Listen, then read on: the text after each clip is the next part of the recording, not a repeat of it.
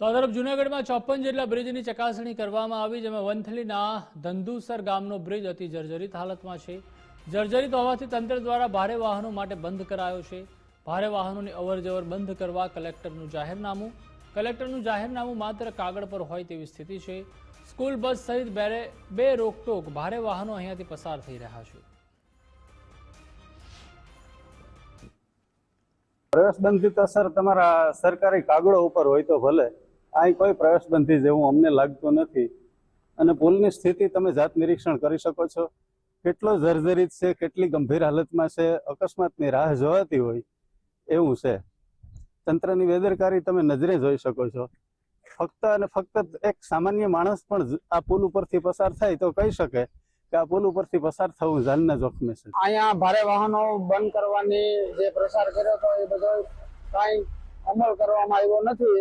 અત્યારે જો ભારે વાહનો ચાલે છે, તમે લોકો જોવો આ ન્યૂઝમાં આવે છે, જો આ ડમ્પર ને બધું ચાલુ જ છે.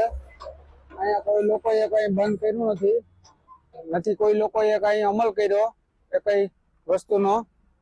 અને આ પુલની પરિસ્થિતિ બહુ ખરાબ છે. અત્યારે આ પુલ ક્યારે પડે અને ક્યારેક એને ગંભીર ઈજા થાય એનું કઈ નક્કી જ નથી.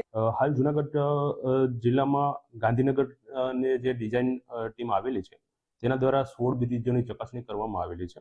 અને એમાંથી 2 જેટલા બ્રિજ જે ધંધુસર અને ભેસાણ ખાતે આવેલા બ્રિજ જોખમી જણાતા એ તાત્કાલિક ધોરણે એનું કલેક્ટરશ્રી દ્વારા જાહેરનામું બહાર પાડી અને બંધ કરવામાં આવેલા છે.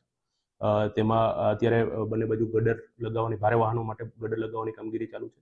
રોડ સેફટી અને જ્યાં જંકશન પડતું હોય તે જગ્યાએ જાહેરાતના બોર્ડ મારવા માટેની કામગીરી પ્રગતિમાં છે.